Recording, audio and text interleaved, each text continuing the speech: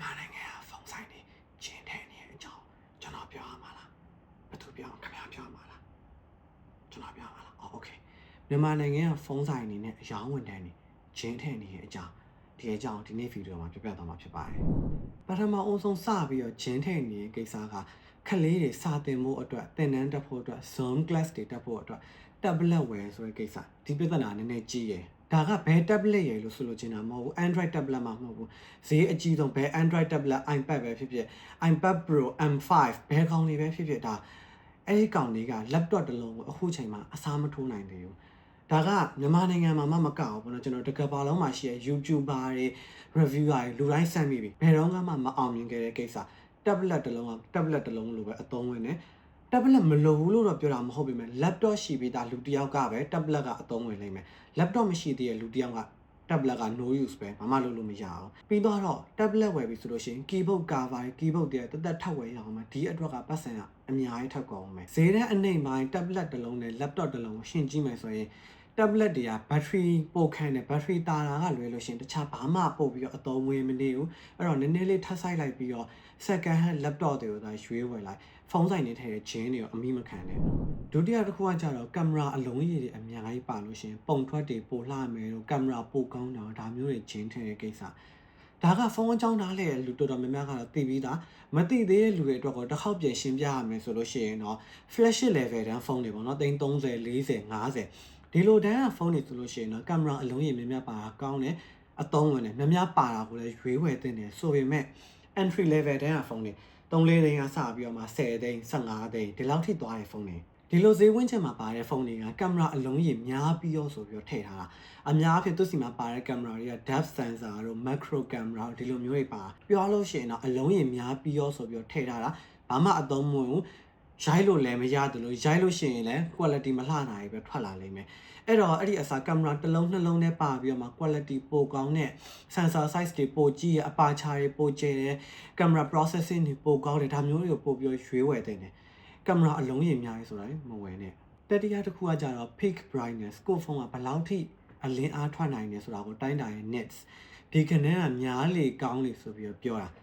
ဆိုလိုချင်တာဒီကနေ့ကများလေကောင်းလေတော့မှန်တယ်ဒါပေမဲ့ပိုတာတာကိုချဲ့ကားပြီးတော့ပြောကြတာကိုဆိုလိုချင်တာဘယ်လိုလဲဆိုတော့ဥပမာပေါ့ဖုန်းနှလုံးရှိမယ်ပထမတစ်လုံးက1200 nits လင်းနိုင်မယ်ဒုတိယတစ်လုံးက2400 nits အထိလင်းနိုင်မယ်ဆိုပါတော့အဲ့လိုဆိုလို့ရှိရင်တေချာကျွန်တော်လောင်းအောင်ရတယ်ခံများအောင်အယောင်းဝင်တဲ့နေရာ2400မို့လို့1200ထက်နှစ်ဆပို့ပြီးတော့လင်းပါမယ်ဆိုပြီးတော့ပြောပြီးတော့ရောင်းလိုက်မယ်တကယ်လက်တွေ့ရအဲ့လိုမဟုတ်ဘူးဒီနေရာမှာနှစ်ပိုင်းခွဲပြောဖို့လွယ်ပထမတစ်ချက်ကလူတွေရဲ့မျက်လုံးကဘလို့အလုပ်လုပ်လဲဆိုတာပြောဖို့လွယ်လူတွေရဲ့မျက်လုံးကအလင်းရောအာရုံခိုင်တဲ့နေရာမှာကလီနီယာတပြေးညီသွားတာမျိုးမဟုတ်ဘူး1200ကနေ2400ကိုတက်သွားလို့နှစ်ဆပိုလင်းလာတယ်လို့လူတွေကအာရုံခံမိရသတိထားမိရမျိုးမဟုတ်ဘူး logarithmic သွားတာဆိုတော့ဒီနေ့တဲ့ date ပဲက1200ကနေ2400ကိုတက်သွားရဲဆိုရင်နှစ်ဆလို့အာရုံခံမိရမဟုတ်ဘဲနဲ့တဆခွဲလောက်လေးပဲပိုလင်းလာတယ်လို့ခံစားမိတယ်တကယ်လူမျက်လုံးမှာနှစ်ဆပိုလင်းလာတယ်လို့ခံစားရခြင်းတကယ်အပြင်မှာ၄ဆလောက်ထိပိုလင်းနေဖို့လိုလိမ့်မယ်ဒါကပထမတစ်ချက်ဒုတိယတစ်ချက်အနေနဲ့ peak brightness ဆိုတာကဖုန်းတစ်ခုလုံးကအ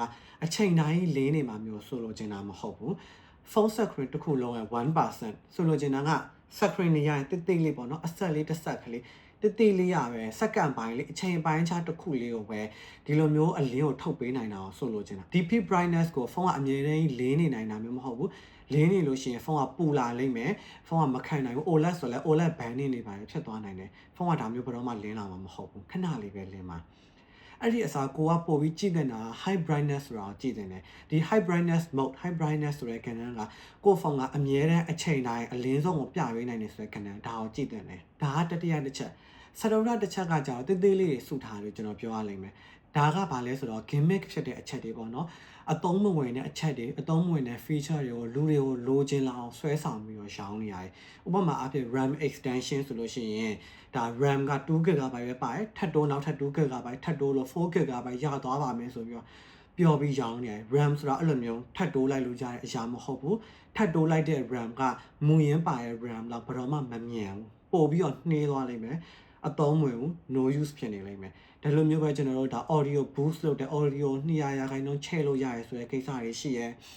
နောက်ပြီးတော့ IP rating တွေပေါ့နော် IP rating တွေမှာခဏနည်းနည်းလေးပဲပါတယ် X6 တို့ပါတော့ဒါမျိုးတွေပဲပါတာကိုကျွန်တော်တို့ရေးဆိုခံပါတယ်တို့အကြမ်းခံပါတယ်တို့ဆိုပြီးပြောပြီးတော့ရောင်းနေတာတွေလည်းရှိတယ်